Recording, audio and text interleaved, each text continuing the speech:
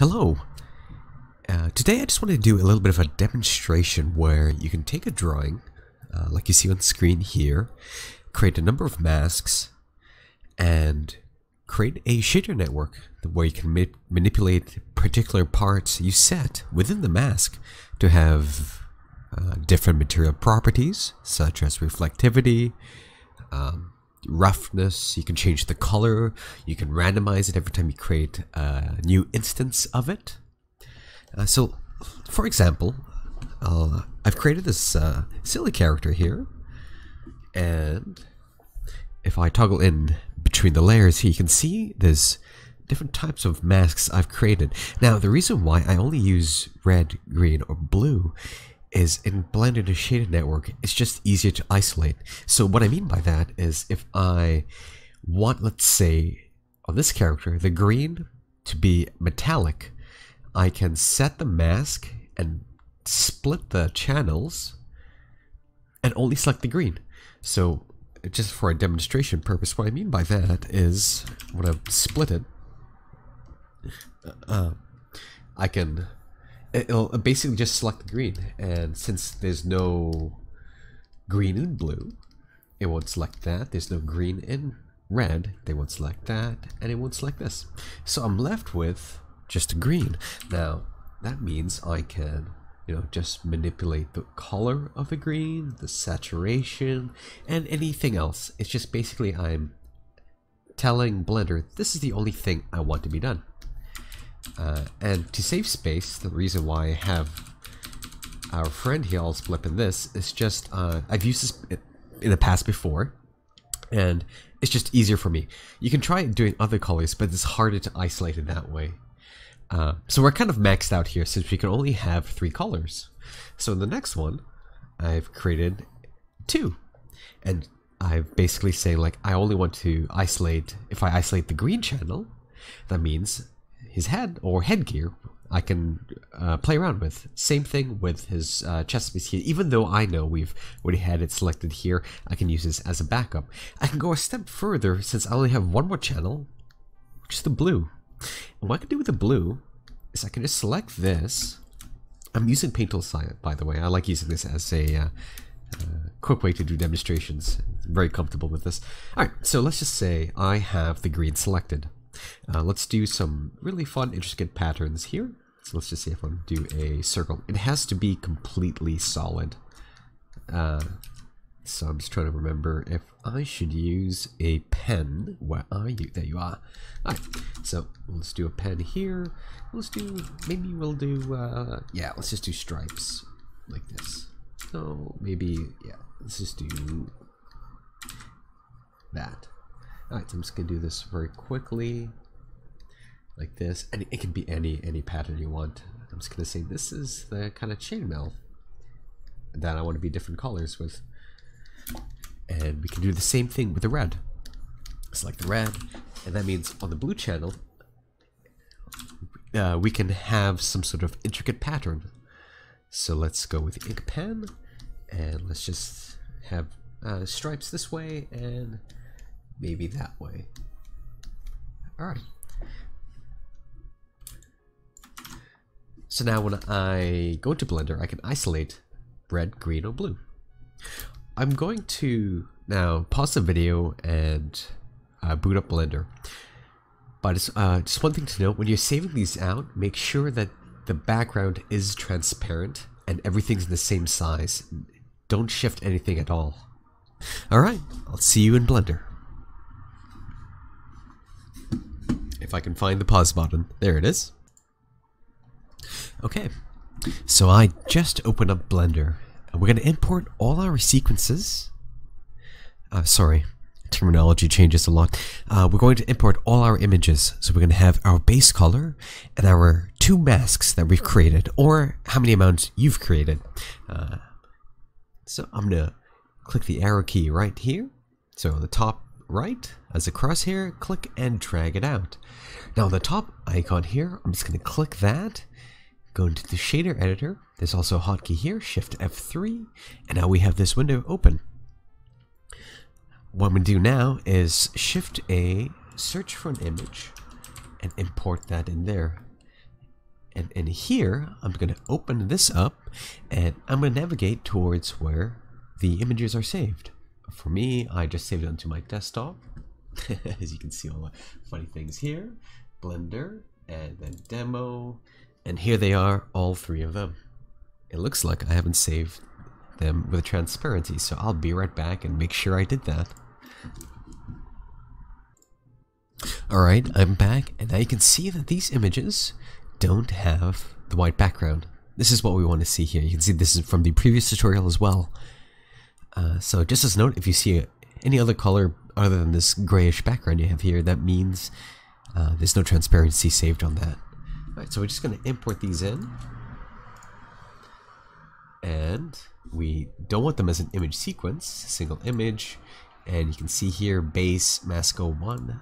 It looks like mask 02 wasn't imported in. Mask 02. Alright. So now we have this. Let's create a plane. We could have also imported these as image as planes, but I like going through these steps here. So I've just deleted the cube with the material assigned to it. I've created a plane. And now I'm just going to navigate towards our material where we haven't connected anything else here. Alright, we're going to go in front here. So what's going to happen now is I'm going to connect this to color. What's connected to color? Our friend is appearing. Oh, we have the black background. Now, if you haven't seen the previous tutorials on how to get this into transparency, that's completely fine. What we need to do is from alpha, just connect this to alpha right here. And now it's completely dark, but our shader itself, or the material, doesn't know what to do with the alpha yet. We'll have to navigate towards down where we have our material selected. Just make sure you're on the material properties tab, which is a sphere and checkers. Under the surface, I'm going to scroll all the way down till we see settings. With settings, we're going to do blend mode to alpha clip, and instantly, look at that, that's great. Now another thing I showed in the previous demonstrations is the shadow itself. If we scroll this down here, and the shadow, it's a plane. The reason for that is the same thing. The shadow is not taking into account the alpha. So in the shadow mode, we'll hit this and hit alpha clip, and it should be correctly showing now. We also see that there's a bit of a like a black outline, and that's because of the clip threshold. We just need to increase this slightly, and there we go. Every now and then there'll be holes that appear, and that's because I didn't fill everything completely in the background. So if you notice there's holes like this here and here, that's because you haven't filled anything completely yet. Also, black tends to be seen as a transparency, so that might be the case. This is when you have, like, you can see here, we have to play around with this slightly. So I just wanted to show these like just common problems you might find. Alright, so we have our friend set up here. That's great. Now how do we bring in the masks and start having a lot of fun with that? It's going to be a little bit of a mind numb with the, and we're going to wrangle a lot with these nodes. But hopefully I can hold your interest long enough for that. So I'm going to be lazy and just duplicate this twice. This is going to be mask 01 and this is going to be mask 02. Another thing to note is I love using Node Wrangler. And if you don't have that, that's completely fine. We can navigate that, enable it, going into Edit, Preferences, and up here on Preferences, you just have to type in, on the search bar, Node. You also have to be in the Add-ons tab. You can see I've already enabled Node Wrangler with a bunch of other things, but Node Wrangler is the one you want. Alright, we're going to close that. And now the fun thing with Node Wrangler is I can kind of preview what each of the images are doing. And to do that, it's Control Shift, and you just click on the node itself. And you can see since this doesn't have an alpha, it doesn't know what to do with it. We'll have to connect the alpha here itself. Or does it have an alpha? That's weird. Oh, because it's not going through the material. Okay, so like what I mean by that, it's like, so what Node Wrangler is doing is just previewing what this image is. So if I preview what this is, since it's already having the color of our base, it's previewing everything up to this point. So these two are correct. If I just preview this, it'll just show no background. So we can see this is mask 01, Control Shift, mask 02, this is our mask here. Let's go back to this. That's very handy with just trying to preview what each step is doing, and it's easy to kind of problem solve if you're bashing your head over something that just doesn't seem right. Alright, so I'm just going to put these up here for now. We're going to click on this, and we can start adding frames. This is just a neat way to kind of clean things up. In Node Wrangler, it's just Shift P, and that creates a frame. I like to see this almost as a group, so you can click the frame itself and move it around. You can go up here and label it, so we can just call this color main, and it will appear right here. And you can get really fancy if you want like different colors. You can assign it this way, and the name of the frame is frame. We can just call this color main as well. And then there's other properties here where you can change how big the label is, and say if it shrinks when you zoom in, or not too sure actually what. Shrink the frame. Okay. All right. So we have this here. We have this here. Now, how do we start extracting? Let's see. Yeah, let's just do this one first here. All right. So we're gonna do this. I'm gonna do Shift P just to put a frame around it, and call this mask 02. Mask 02, and we'll do a different color. Let's do red for now. Okay. So mask 02 is here. How do we split this up into different areas so we can start manipulating it? Well, what we can do is Shift A, search. We can hit separate. So the terminology is a little different at times. RGB. So it's looking for an image input. We can click on the color and drag it to the image input. And now what do you think is going to happen if we hit red? We view the red. I think it's going to only show the red. So we do that. Yes, you can see it's only viewing the red. I know there's a tiny line around here. That's because I wasn't really clean with it. So now we've created a mask just for the red. Shift click this, just the green, shift click this, and just the blue. Now we can be extra lazy. Bring this here, bring this down, connect this here. This is for mask 01, and we can click, so shift click this. Looks like we have very intricate patterns here. Again, red's probably just going to show, green, and blue. Now we can go back to this. Oops, sorry, go back to this. We can also, with the frames, click inside the frame and extend it this way if you want to grow your group. So we can move this around here. This is again to keep things neat and tidy. So I can click on this, Shift P, and then we call this mask 02. And we can change this to a different color if we want, just to be extra clean. Alright, so we have both masks here and we have the color here. Our friend is still looking pretty default. So let me actually bring this here and we drag this out. Alright, so let us take it a little bit slow and see what we can do here. I'm just thinking out loud now. Okay, so we're gonna manipulate the red so that we're able to tint it different colors. Now the red here is his cape or coat type of thing, tabard, his face and hands. So what we have to do is create something that mixes these two colors that we can change. There is a node called Mix RGB. It requires two color inputs and a factor. Well, what we can do is we can use these as masks. Factors are basically what we want to input these masks into. And to show you what I mean by that, let's say if I put red here and drag it down, it looks like nothing's happening because both of these are the same color. But if I do this, you can see I'm kind of manipulating it slightly of what color it should be. This one, I can bring it down, be completely black, and now we have a working mask. Now this is just for this, but what happens if I do it with a green?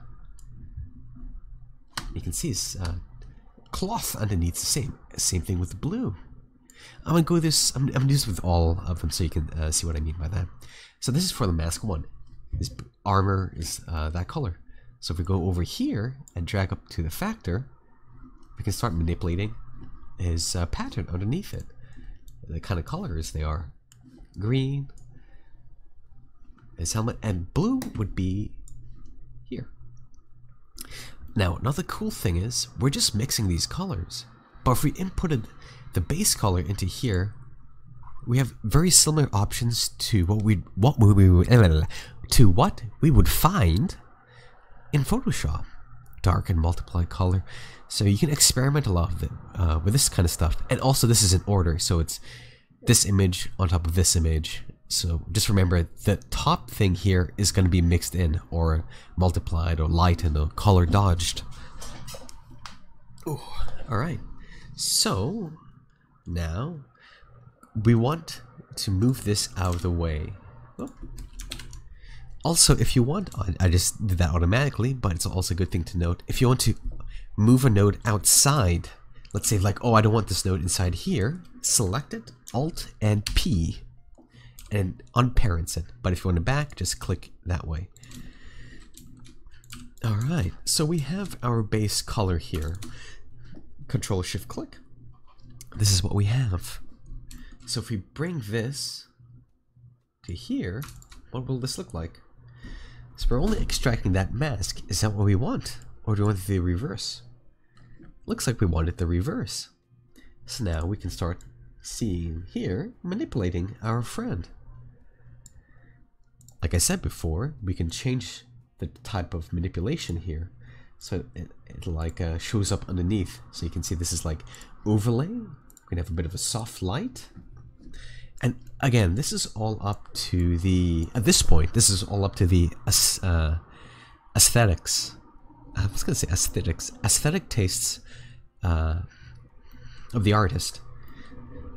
So you can play around with this until you find something you like. I'm going to keep it at soft light because I kind of like the way it looks. But you can see the alpha is not showing, and that's because we have to input the final 2 mixes into here, into base color. And when we do that, he's being shown here, like with a little bit of a sheen too. We can get rid of that to specular increase the roughness. Alright, so we're mixing it in. We have this. He has a nice little pattern here. That's great. But now, how else can we start adding on our masks? Well, let's see here. What else do we have here? The red is his tabard and his hands. But right now, we are only doing a pattern here. This is where the node spaghetti kind of comes into play. So we have to duplicate this, input this to the bottom, and bring this up here. Oops, sorry, into the factor, my bad. And now, mix. Let's see what's happening here. It's always the top one, eh? Yeah, it is always the top one. Okay, so soft light. So I always forget it's always the top one too. So like if something's kind of weird looking, just play around, and eventually, hopefully your synapses will create like an automatic response like, it's the top one. Alright, so now we have this mix. Like I said before, I like soft light. And now we have access to change the color of his hands and face and tabard. And we can also play around with this. So if we wanted like a bit brighter, linear light, mix, multiply, overlay. And we can move around like this. I'm going to keep it at soft light for now, because that's kind of like the soft look of it right now. Alright, so we have 2 of these done. So you can see the node spaghetti is kind of getting a little bit big, and we're kind of losing track of what's red, what's this, what's that. So how do we start cleaning this up a bit? Well, it looks like we can probably move this here, so we know that the blue is going to be connected to the blue, this connecting to here. It's also going to have to order this around properly, but the demonstration purpose is just to show you how you can start building this up. Alright, so we have these two things here. We can also go in here and just label this differently. So with this one, blue was just his pattern. Alright, so we can click here and type in pattern. So we can see it up here. Click on this one, and I know that was his, I think we just call it skin and cloth. Okay, now let's see what else we can do here. We can again create another long node, bring the factor of green, which is, let's take a look again, his bottom clothes, and let's see what that would look like. So if we move this around, click on this, and we can type in clothes. We can also add in like a different color just to really solidify the fact that like this is what it is here. Once we figure all of this out, we can create a group, and it'll be easier to start changing our drawings this way. But hopefully you're starting to kind of figure out a workflow, what you can do with masks that you've imported from your 2D application into Blender, and how you can start manipulating it.